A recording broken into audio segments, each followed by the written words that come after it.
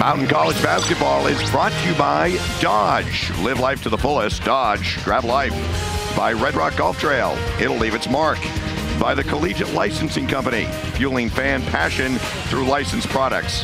And by State Farm. Proud sponsor of the tournament and proud to offer great rates and great service 24/7. Here we go. Utah and CSU here on the mountain at the Thomas & Mack Center, our second of 4 quarterfinal games. And let's meet the starting lineups. Sarah Hunter had 16 points on 4 of 8 3-point shooting last night to fuel the win over UNLV. And for Utah, a look at Leilani Mitchell, voted not only the newcomer of the year in the Mountain West, but the player of the year in the conference as well. A relaxed Jen Warden in her 3rd season for CSU, coming off the big win last night over UNLV. See if they can pull off the mother of all upsets. And for Elaine Elliott, all she does is win basketball games. 3rd member of our broadcasting crew joins us now, roaming the sidelines, James Bates. James. Hey, Mike, you're right. Jen Warden relaxed and also excited. Her girls are excited, too, not just because of their big win last night, but Tim Miles and the guys, their big win today. Can they parlay that into a win over the best team in the conference and one of the best in the nation? We are underway with Leilani Mitchell being guarded by Sarah Hunter.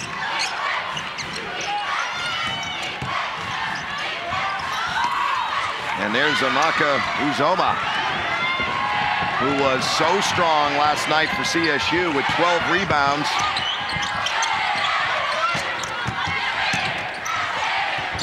And right away, CSU taking the play aggressively to Utah.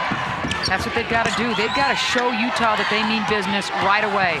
They need to punch and counter-punch and deliver blows right away. Send statements, no matter what that is, but for sure be aggressive. Here's Warburton, top of the key, bang. She's so smart, reads picks so well. King sets the perfect screen, and anything is within distance for her. What does CSU have to do offensively to be able to match this firepower of Utah? Well, they got to go inside on occasion, just like that. It can't all be Hunter from the outside. You have got to go inside on occasion. And also, if you're looking for keys, Hunter is still your go-to player. You mentioned the triples. She can dial up 7 or 8 in a game. Go to her early and often. And the way the defense will play against Utah is going to be very important, keeping the Utes off balance. The Utes have to expect the unexpected. They've got to figure and count on this CSU club being very tenacious today. So if I am Utah, I put this Colorado State group away really early. And I mean put any hope to bed. Those are your Dodge keys to the game, Elaine Elliott. Right. Now you look at Elaine, and she just seems to have that same demeanor no matter what's going on. She is the dean of this conference in terms of coaching. She's been here for 25 years. Utah is very, very fortunate that this woman hasn't gone elsewhere. But she is such a perfect fit for the Utes. The community loves her, and there is nobody better to prowl on that sideline than Elaine Elliott. Second chance opportunity for CSU after the 2 missed free throws by Cornell. CSU did a great job in getting free throw misses last night against UNLV as well. Brittany Minor picks up the loose ball, misses the layup. So they've had a couple of good looks. Yeah. Not able to convert. Warburton finds Mitchell. Clogging up the middle. Amaka doing a great job of not letting Leilani Mitchell get to the cup.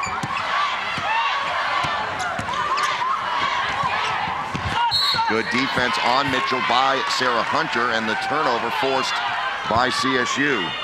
Warburton is used to handling the ball. She was forced to play point guard all of last year out of position, but that time it was just a kind of a blind pass. And again, CSU will try and throw anything they can think of against this Utah club in terms of defense.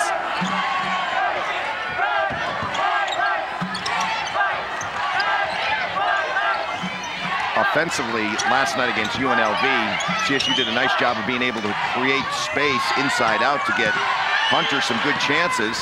Stepping knocks back. down that one. Yep, stepping back. If you don't fight over picks, or at least you don't hedge, or maybe you want to switch on screens, but Hunter has a knack for really getting hot and hurting you. I mean, she had 8 trays against USF. 7 trays 2 times, including against this Utah bunch. She knows how to fill it up. Mitchell drives the lane and draws the foul against Juanice Cornell. Utah comes in ranked 14th in the nation in the ESPN poll, 15th in the country in the AP poll, and they've won a school record 22 in a row. That's just nuts. They run the table in terms of conference play. The Ute Club did that a few years back, but with the balance and the parity in this conference, to go undefeated is unbelievable. And that's what she's done. To think that this was a team that was picked to finish fifth in the conference preseason. Well, that's because a lot of these folks weren't aware of what Leilani Mitchell transferred from Idaho. Remember, Mitchell's a senior. And when you look at the fact that it's a 1-year situation for Leilani Mitchell in Utah, you talk about maximizing your opportunity and potential with a lot of return on investment. My goodness, 3 years at Idaho, decided to transfer, had to sit out last year, and now she is having a ball. As good a point guard as there is in the country. Ellie Queen forces up a left-hander, misses, but there's another offensive rebound. CSU leads the conference in offensive rebounds with 14 a game. They're a great rebounding team. That's one of their strengths. They hang their hat on getting to the boards. And this will make this Utah club really work hard. And remember, not very many folks wearing Utah gear, as this is a lean lineup. So tire them out. Amaka Uzomah was surrounded by 3 Utes. You've got to make sure the entry pass. I love the deny defense on King. And there's Perry stepping up to play the help defense from the backside. Minor misses the step back J. And here comes Mitchell. But good transition defense by Colorado State. The Utes not running yet.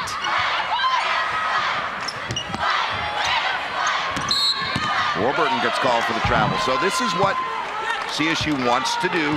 Shorten the game, keep it low scoring. Sure. The first time these two clubs met, February 2nd in Salt Lake, final, Utah 68, Colorado State 28. Second time these clubs met just a little bit ago in March, 63-58, Utes win, but it was 58 apiece late in that ball game. That gives Colorado State some hope, some belief. We can beat these guys. That game was just a week ago. Yes.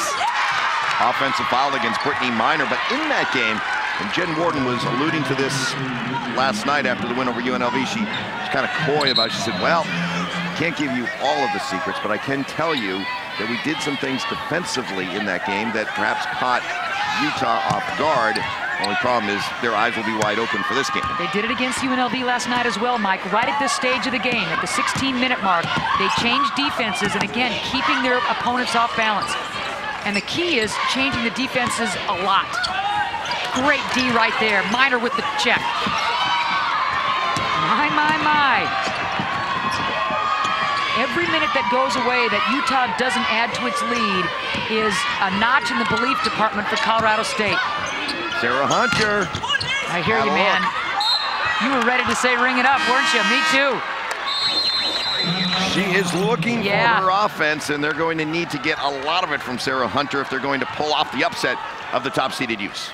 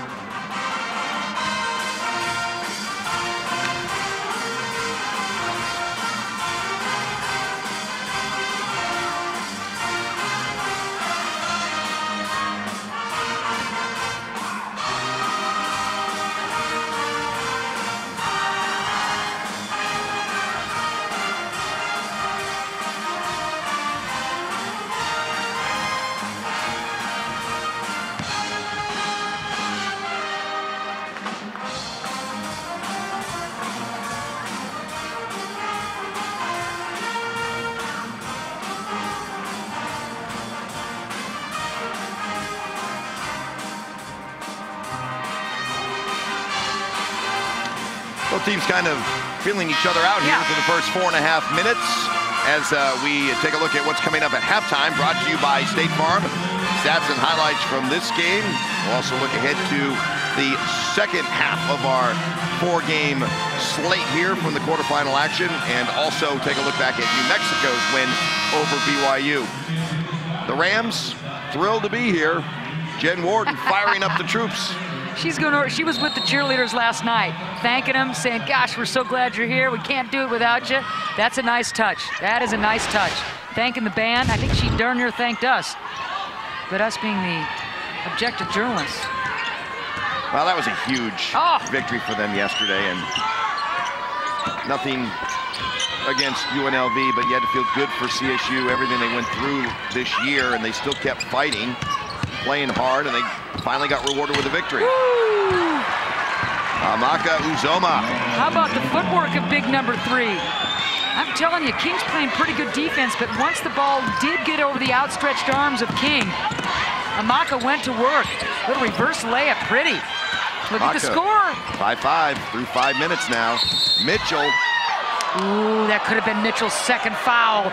And instead, it's going to go against Minor. Wow. Agree with the call? I was screened a bit, and my first inclination was I absolutely agree with the call, and it was the right call. Sliding over late was Minor, no doubt about it. But you hold your breath if you're Elaine Elliott. The last thing you can afford is Mitchell picking up that second foul. And Mitchell, who made her first 2 free throws, misses that one. She's a 79% free throw shooter, and it's just been a little bit of a funky start for the Utes. Exactly what Colorado State has in mind.